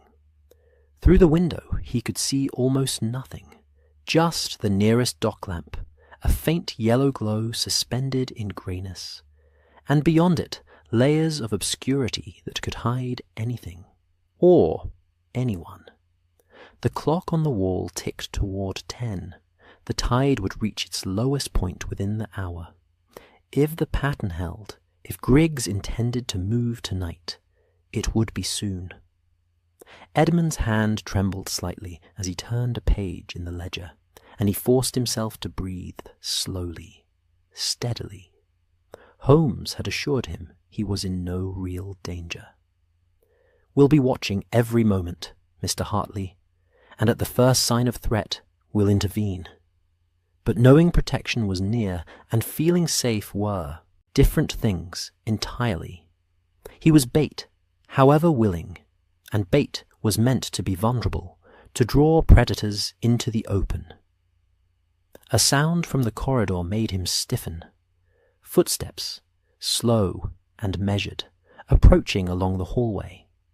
Through the slightly open door to the adjoining office, he heard the faintest rustle of movement as Holmes positioned himself to see. The footsteps stopped outside Edmund's door. A long pause, as though someone was listening, evaluating. Then a knock, casual and unhurried. "Mr. Hartley, still at work, I see." Edmund recognized the voice immediately. Samuel Griggs, the dock supervisor. He forced his expression into one of mild surprise rather than fear, and called out, "Come in, Mr. Griggs." The door opened, and Griggs entered, his broad frame filling the doorway. He was a man in his late 40s, weathered by years of dock work, his face carrying the particular hardness that came from rising through rough company to a position of authority. He smiled, but the expression didn't reach his eyes. "Burning the midnight oil again," Griggs said, closing the door behind him. "Not quite shutting it," Edmund noted, "but leaving it nearly closed. That memo from the Port Authority has you working late, eh?" "Just being thorough," Edmund replied, keeping his voice steady. "The review they've requested is quite detailed. I want to make sure I have all the relevant records." "Very conscientious of you." Griggs moved into the room, his gaze sweeping across the open ledgers with an assessment that was too careful, too intent. "You know, Mr. Hartley, sometimes conscientiousness can be inconvenient, both for oneself and for others. I'm sorry, Mr. Griggs, I don't follow your meaning." Griggs picked up one of the ledgers, flipping through its pages with fingers that left faint smudges on the paper. "What I mean is, sometimes it's wiser to do one's work without asking too many questions, to record what needs recording and leave the larger patterns to those in positions of greater authority. Pemberton, for instance, he was conscientious too, perhaps too much so." The mention of Pemberton sent ice through Edmund's veins, but he kept his expression neutral. "Pemberton drowned, didn't he? A terrible accident." "Was it?" Griggs set down the ledger and moved closer, his bulk casting a shadow across Edmund's desk. Or did poor Pemberton simply see things he shouldn't have seen, notice things that would have been better left unnoticed? It's dangerous, Mr. Hartley, working late at the docks. Fog can be disorienting. A man could lose his way, fall into the river. Or, he paused meaningfully, other misfortunes could occur. Edmund's heart was hammering now, but he forced himself to meet Griggs's gaze. "Are you threatening me, Mr. Griggs?" "Threatening? No, no." Griggs smiled again, and this time there was something almost regretful in it. "I'm simply offering friendly advice. This review you're conducting, perhaps it would be best if certain anomalies weren't noticed, certain patterns left unremarked upon. I could make it worth your while, Mr. Hartley. A man in your position, living in Shadwell on a clerk's wages, a bit of extra income could improve your circumstances considerably." So there it was. First the threat, then the bribe. Edmund felt a flash of anger cut through his fear. "I'm not interested in extra income earned through looking the other way, Mr. Griggs." The smile vanished from Griggs's face. "That's unfortunate. Very unfortunate indeed." He glanced toward the window, where fog pressed against the glass like something alive. "You know, I think you're not feeling well, Mr. Hartley. You look quite pale. Perhaps you should step outside for some air." "I'm perfectly fine where I am. I insist." Griggs's voice had gone flat, dangerous. His hand moved to his pocket, and Edmund saw the outline of something there. A cloth, likely, soaked with laudanum, the same method they'd used on Pemberton. "Come now, Mr. Hartley, don't make this difficult."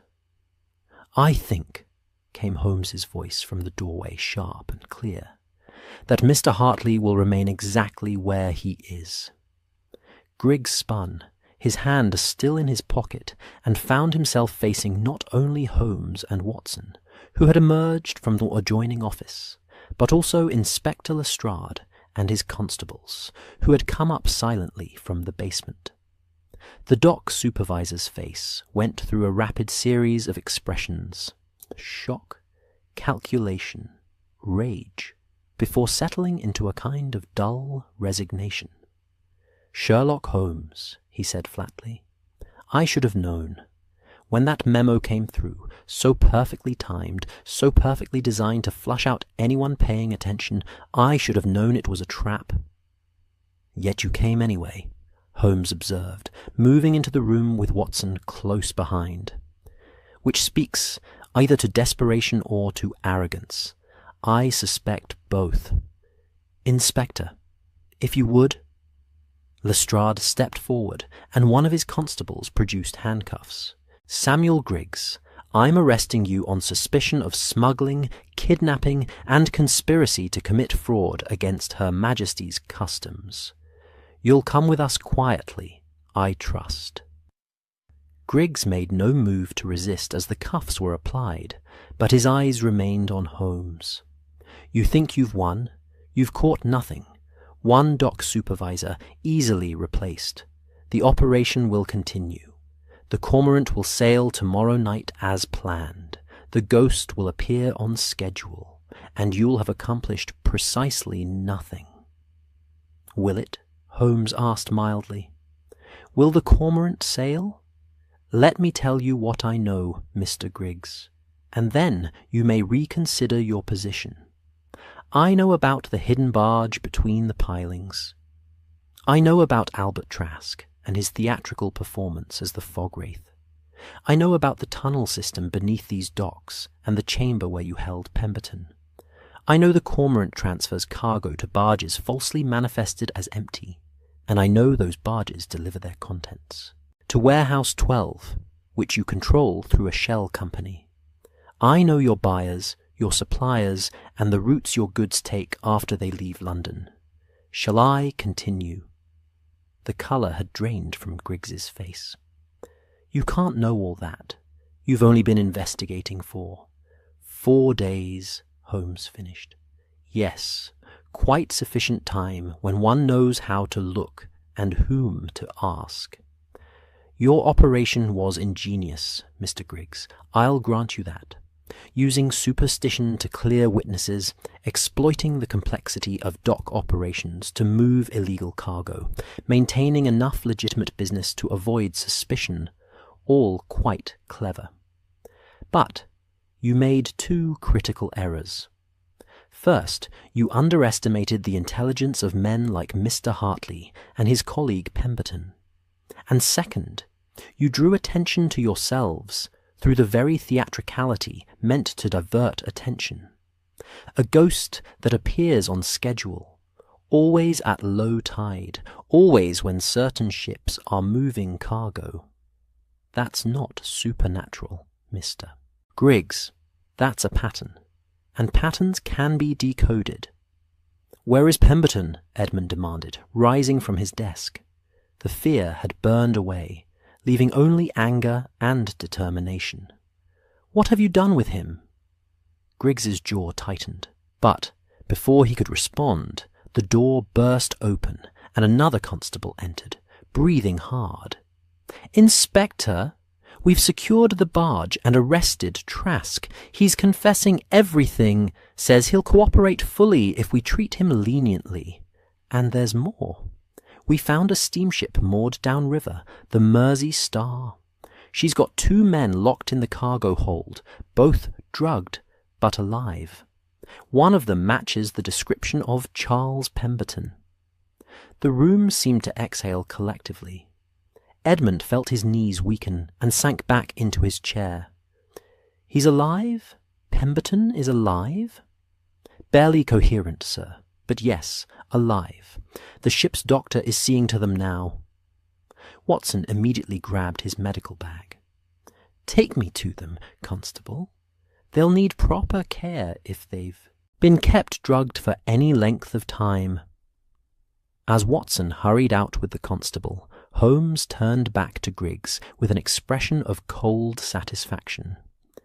You kept them alive as insurance, I presume, so you could release them, confused and discredited, if questions grew too insistent. But you couldn't simply let them go. They'd seen too much, knew too much. So you held them aboard a ship preparing to sail for Liverpool, planning to transport them far from London where they could be disposed of quietly, their bodies lost to the Irish Sea, rather more permanent than your ghostly misdirection. Griggs said nothing, but his silence was confirmation enough. Lestrade gestured to his constables. Take him to the station, and send word to the port authority. I want every vessel Griggs has had contact with in the past 6 months inspected thoroughly. As Griggs was led away, Lestrade turned to Holmes with grudging admiration. I'll admit, Mr. Holmes, when you came to me 3 days ago with this theory, I thought you were chasing shadows, ghosts on the Thames. But you've done it again, caught a criminal ring that's likely been operating for the better part of a year, recovered 2 missing men alive, and prevented God knows how much contraband from entering the country untaxed. The credit belongs largely to Mr. Hartley, Holmes replied, nodding toward Edmund. His meticulous observations and his courage in pursuing an investigation despite considerable personal risk, those are what solved this case. I merely connected the dots he had already identified. Edmund felt a flush of pride mixed with exhaustion. Through the window he could see movement on the quay. Constables with lanterns moving toward the hidden barge where Trask had performed his ghostly role.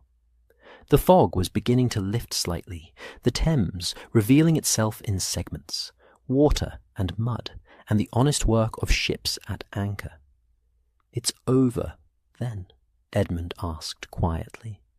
Holmes pulled out his pipe and began, filling it with tobacco, a gesture of satisfaction after work completed. The smuggling ring is broken, your colleague will recover, and the fog wraith of Wapping will trouble no more witnesses. Yes, Mr. Hartley, it's over. The Thames will keep its mysteries, no doubt, but this particular darkness has been brought into the light. 3 days had passed since the arrests at the Wapping docks, and Baker Street had resumed its usual afternoon quiet. The muted sounds of traffic below, the tick of the clock on the mantel, the occasional crackle from the fire that burned cheerfully against the November chill.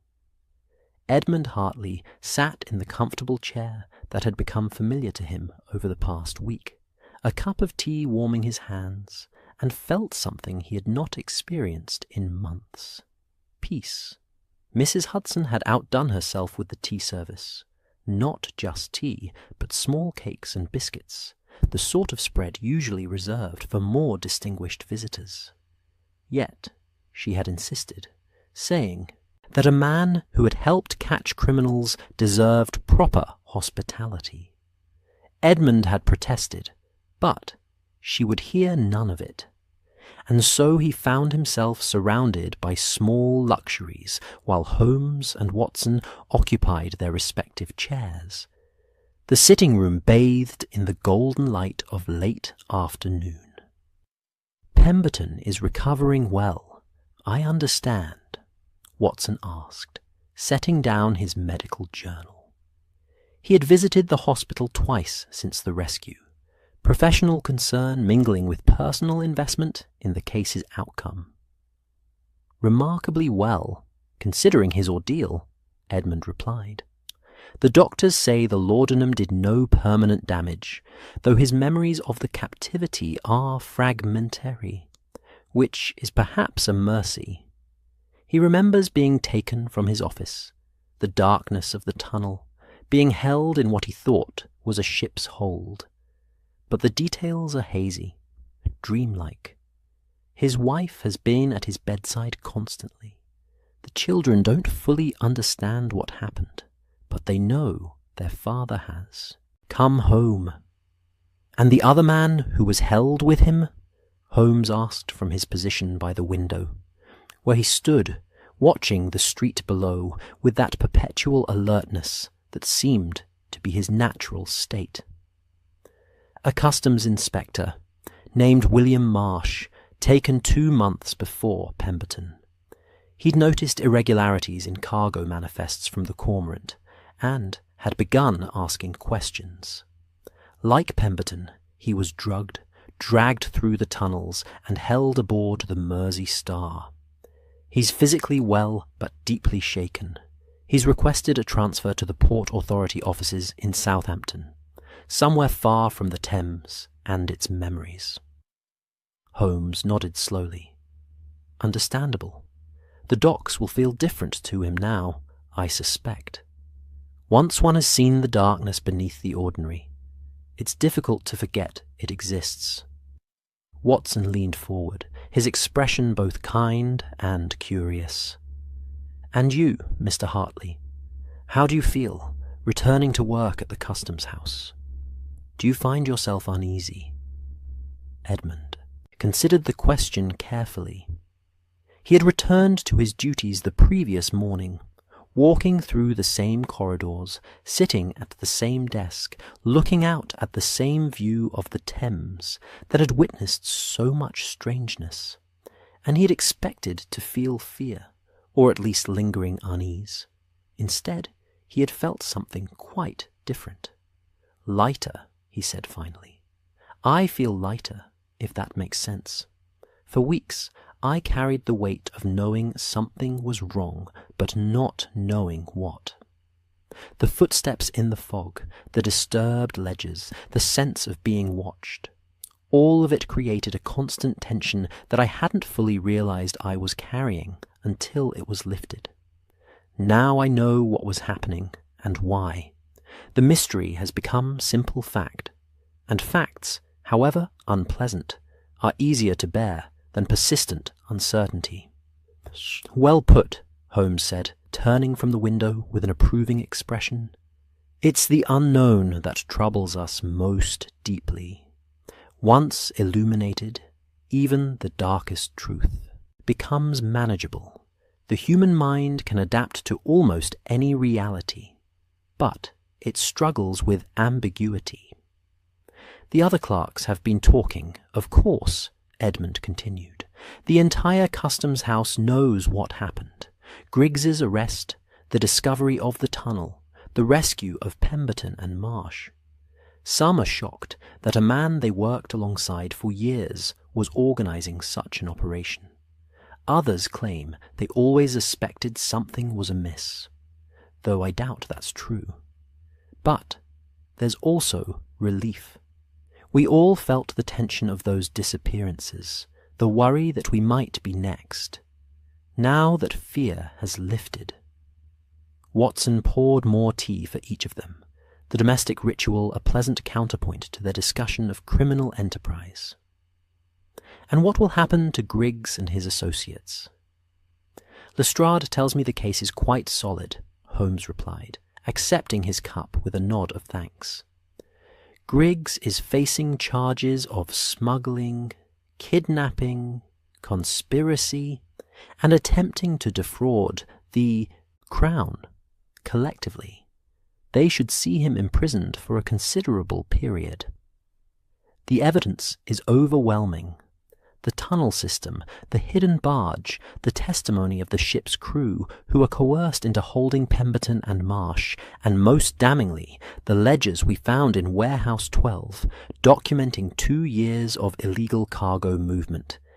He attempted to bargain, offering names of his suppliers and buyers in exchange for leniency.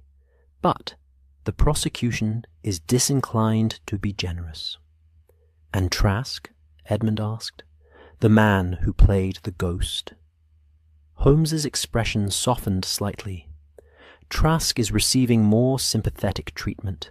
He was desperate, an unemployed actor drowning in debt, offered what seemed like easy money for harmless theatrical work.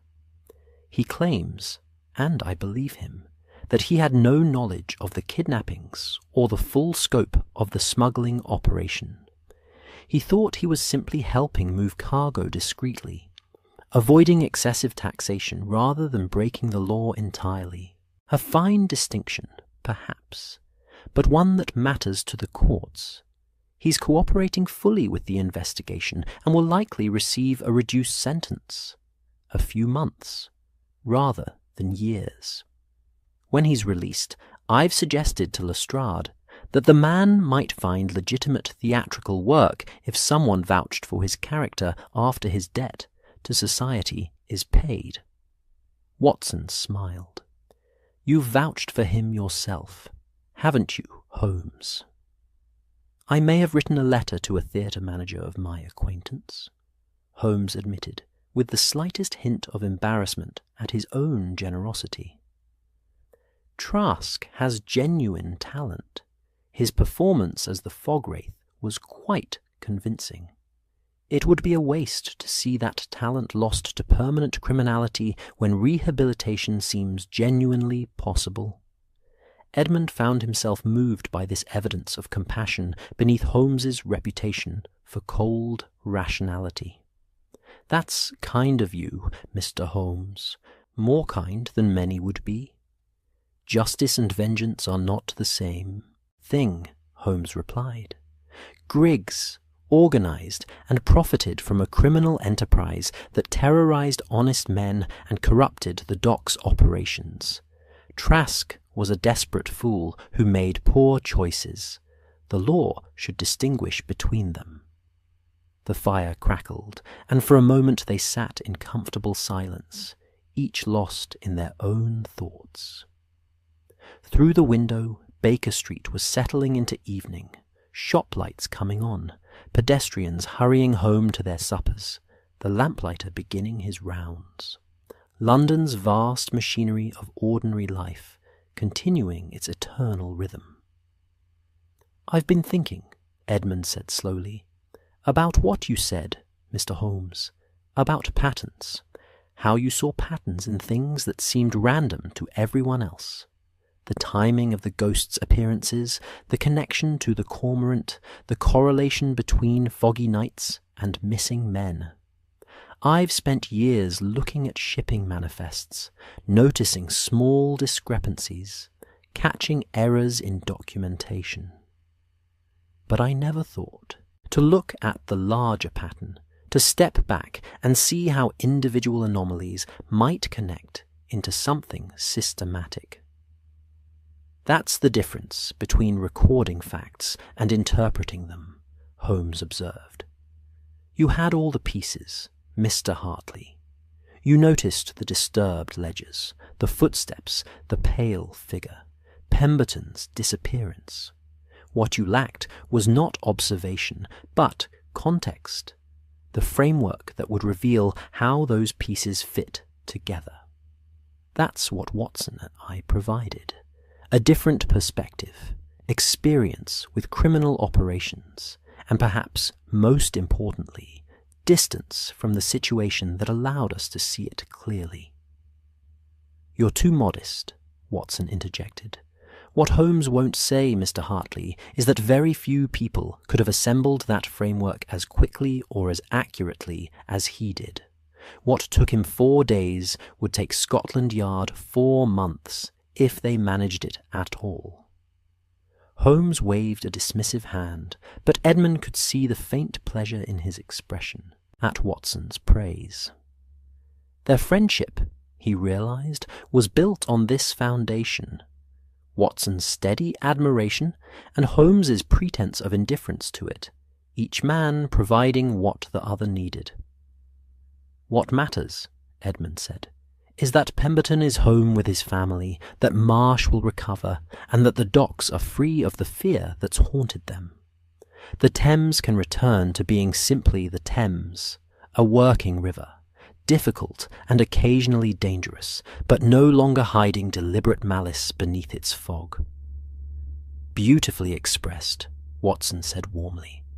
"And you, Mr. Hartley, what will you do now? Continue your work at the Customs House?" Edmund nodded. "Yes, though I've been offered a promotion, senior clerk, with responsibility for investigating irregularities across all the riverside customs houses. Apparently, my diligence and courage in the face of criminal conspiracy, that's how the Port Authority phrased it, have been noticed. I'll have a small office in the Central Administration Building and Authority to audit any documentation that seems questionable." "Excellent," Holmes said with genuine enthusiasm. "London's docks will benefit from having someone with your eye for detail and your determination to follow evidence wherever it leads. And if you ever encounter another mystery that seems to resist conventional explanation, you know where to find us." "I do indeed." Edmund set down his teacup and rose, extending his hand first to Watson, then to Holmes. "Gentlemen, I cannot adequately express my gratitude. You saved my life, rescued my colleague, and restored order to a place that had begun to feel haunted. I came to you frightened and uncertain, and you responded with intelligence, courage, and kindness. Thank you." Holmes shook his hand firmly. "You gave yourself too little credit, Mr. Hartley. You came to us having already done the difficult work, noticing what others missed, documenting what seemed inexplicable, trusting your own observations despite pressure to dismiss them. We merely helped you understand what you had already discovered. The courage was yours from the beginning." Mrs. Hudson appeared to show Edmund out, and as he descended the stairs to Baker Street, he paused at the door and looked back up toward the sitting-room, where light still glowed warmly in the windows. 2 men sat there, he knew, already discussing their next case, or perhaps simply enjoying their evening. A detective and a doctor. An unlikely partnership that had brought order to chaos and light to darkness. Edmund stepped out into the evening, pulling his coat close against the November chill. The air was clear tonight. No fog rising from the Thames, no mysteries hiding in the darkness. Just London, vast and complicated and alive, full of ordinary people, living ordinary lives. He walked towards the omnibus stop, his footsteps echoing on the pavement, and for the first time in weeks, he did not listen for other footsteps matching his own.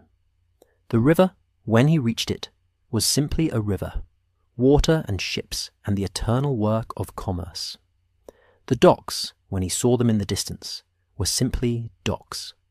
The Specter was gone. The Thames flowed on, patient and ancient, carrying its cargo toward the sea. And Edmund Hartley, customs clerk and newly appointed investigator, walked home through a London that felt, at last, free of ghosts.